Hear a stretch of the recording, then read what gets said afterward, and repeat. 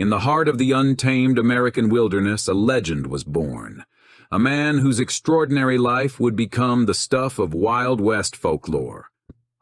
Welcome to our channel, where today we delve into the gripping and tragic tale of John Grizzly Adams, the cold-blooded bear hunter of the Old West.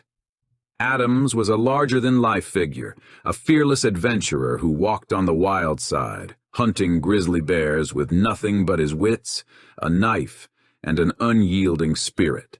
But as with many legends, his story takes a dark turn, and today we'll explore the extraordinary life and tragic end of the man who became a symbol of both courage and sorrow in the 19th century. So sit back and join us on this thrilling journey as we uncover the life and death of John Grizzly Adams, a true American icon of the Old West.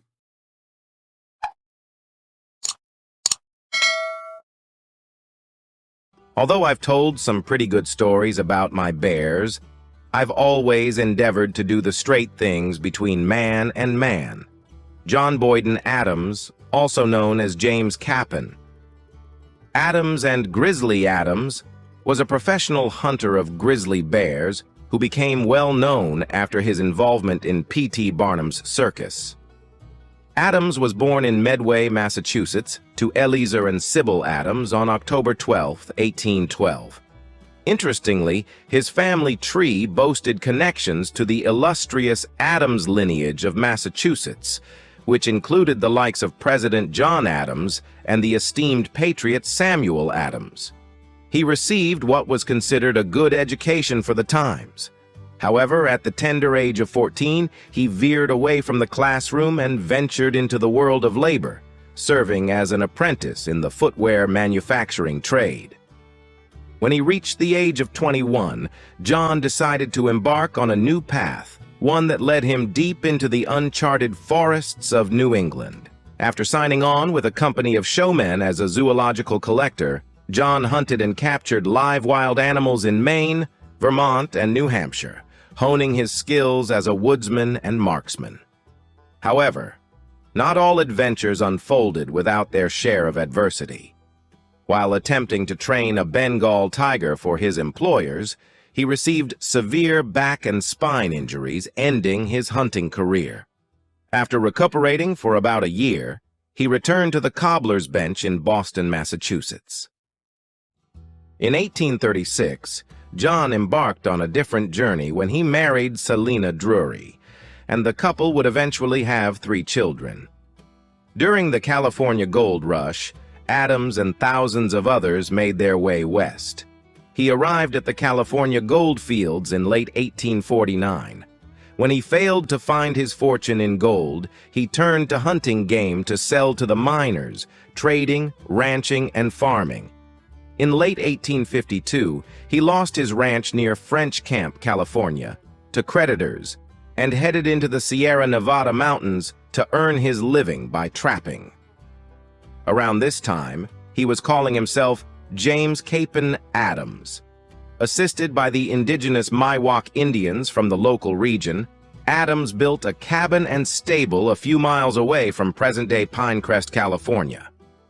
His life in the wilderness was marked by not only trapping and hunting, but also crafting essential items, such as buckskin clothing, moccasins, harnesses, pack saddles, and snowshoes. By the time he had reached the age of 40, John Adams had already acquired the look of a seasoned frontiersman. He sported long gray hair and a snowy white beard, possessed an average height, but was notably muscular and wiry, and typically dressed in full buckskins. These outward features were a testament to the rugged life he had chosen to lead. John's adventures extended far beyond the boundaries of his camp in the Sierra Mountains. In 1853, he embarked on a journey to Washington Territory, where he captured a young female grizzly bear cub, approximately a year old. This cub, whom he affectionately named Lady Washington, became his loyal companion, trained to follow him, carry a pack, pull a sled, and even permit John to ride on her back. The following year, in 1854, John, accompanied by fellow hunting enthusiasts, ventured to the Rocky Mountains, reaching as far as Fort Bridger, Wyoming.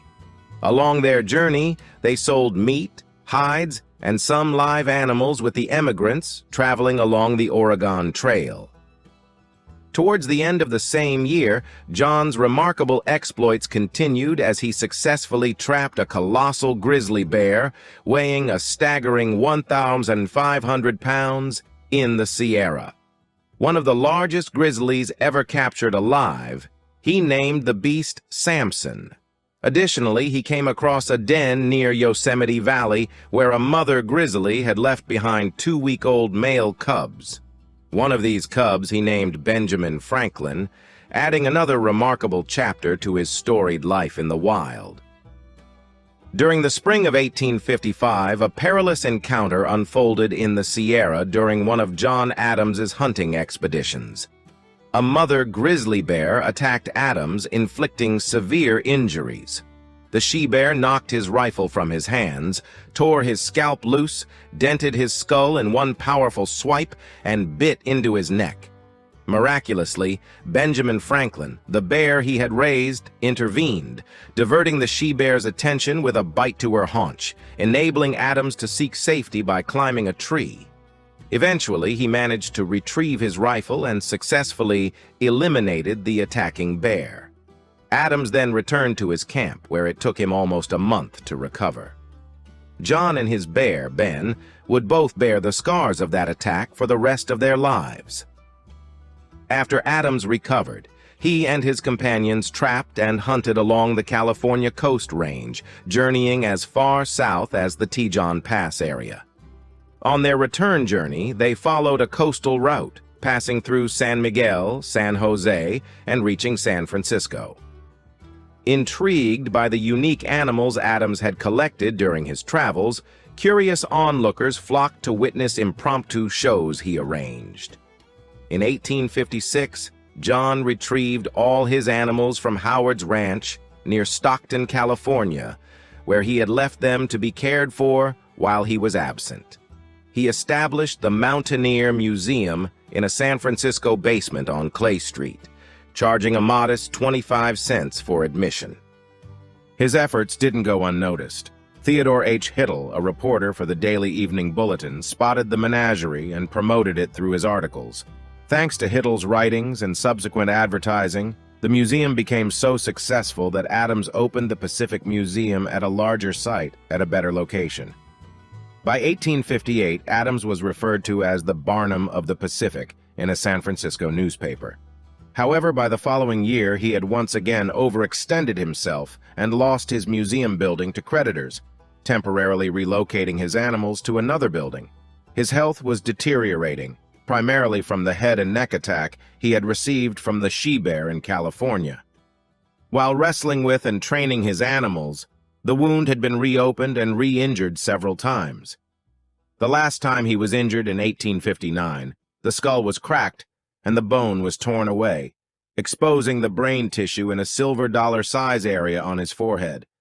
He arranged to relocate his menagerie and collections to New York, hoping to join P.T. Barnum's show.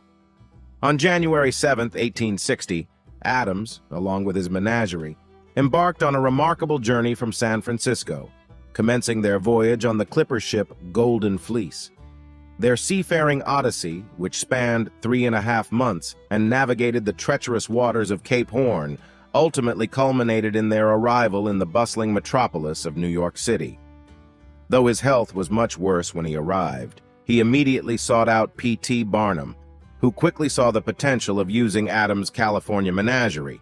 He joined with P.T. Barnum to perform his California menagerie in a canvas tent for 6 weeks, and on opening day, Grizzly Adams, with 3 of his tamed grizzlies, paraded down Broadway and up to the Bowery on a flatbed wagon preceded by a band.